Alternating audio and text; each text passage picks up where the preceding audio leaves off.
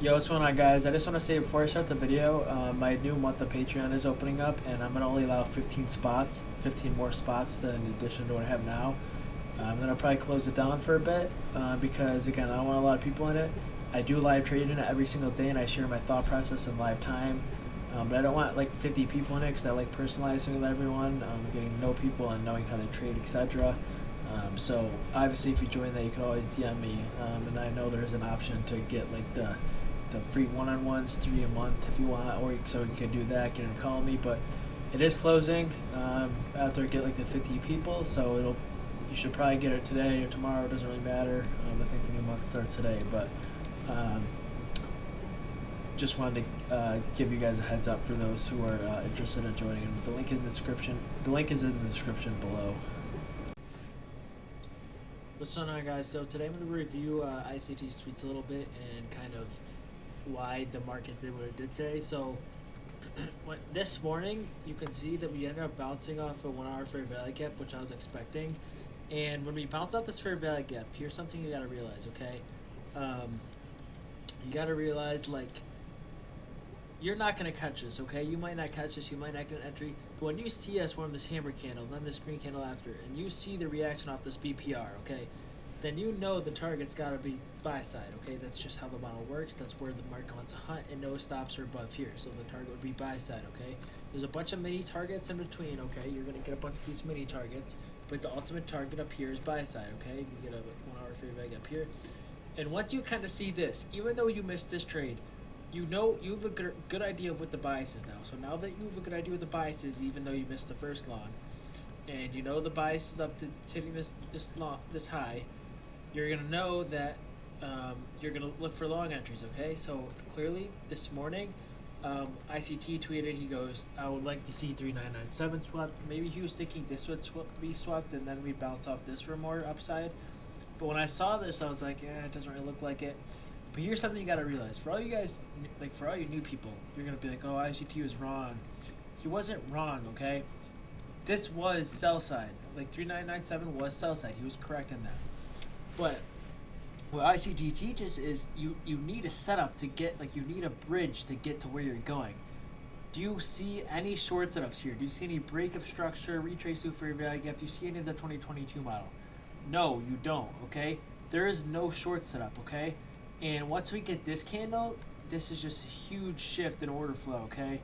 And the chances of even going below this order block is very slim, because once we get this, okay, we got to realize we have low resistance liquidity from yesterday, which would be right here, that we never ended up hitting. So those would be all 3 of your targets.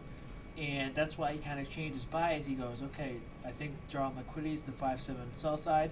We got some sloppy price action here. The only decent play was this long right here, which I ended up missing. But you kind of got to realize, like, this ICT, he's not wrong.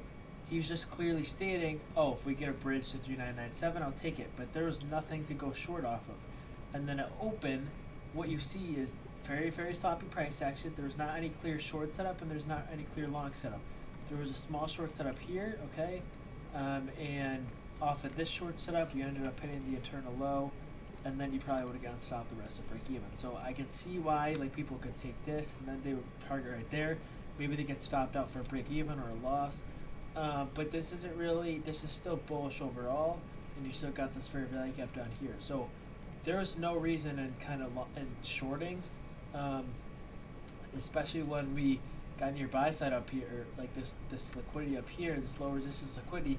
This is going to be much more of a magnet than whatever this was down here, because down here it wasn't really anything major. I think it was just these equal lows, I think. I'm pretty sure he's talking about these right here, but you can kind of see, like, exactly where it bounced. So that's just something you really have to be aware of. And I did in my live stream, I wanted to alert along right here. I said I'll try a light long here. We never hit it. And then I said this was a good fair value gap to long, but I didn't take this. I also said this was a good fair value gap to long. I did not take this because the risks are reward by the time you get up here just so bad to get up here that it's really not worth taking, in my opinion. And if we turn to my executions, I posted this on my Twitter, but here are my executions. Okay, why did I long way up here? Well, I saw in the 15-minute we still hadn't hit that the high at 6.4, which was right like 6.5 I think, which was right here. And what you see is we get all these equal highs right here. Look at all these equal highs. So this is perfect liquidity pool. There's going to be a lot of short sellers up here that are going to get stopped. So what did I try doing? I tried longing right here in this fair value gap. This is a demo. I longed on my funded account too, but I can't.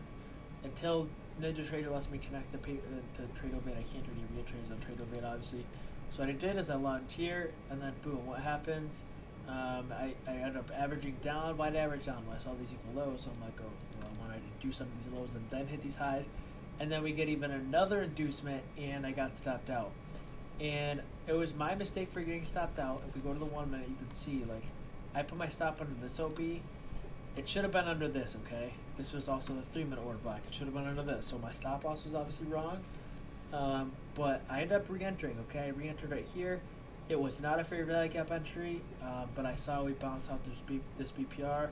So at this point, I was still high conviction we're going to hit this, okay? I was I was like 100% confident. So when I entered this, I put my stop way below here. I didn't expect it to get hit. We go under a little bit, and then boom, that's when I got out here.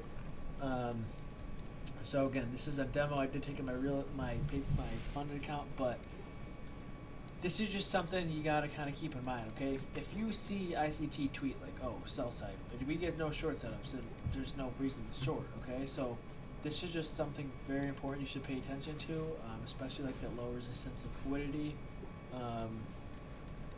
Again, like right now you can see there's just no volume here. There's no volume over here either. I'm sure this wasn't even that big of volume right here. I'm sure it was decent, but because of the news this week, I'm sure it wasn't that great. So that's kind of the lesson and what I have for today. Again, I wouldn't really worry about ICT's tweets if you haven't went through the full mentorship, or else you're not going to understand them and you might get lost in them. So hope you guys enjoyed this video. Let me know if you have any questions, and peace.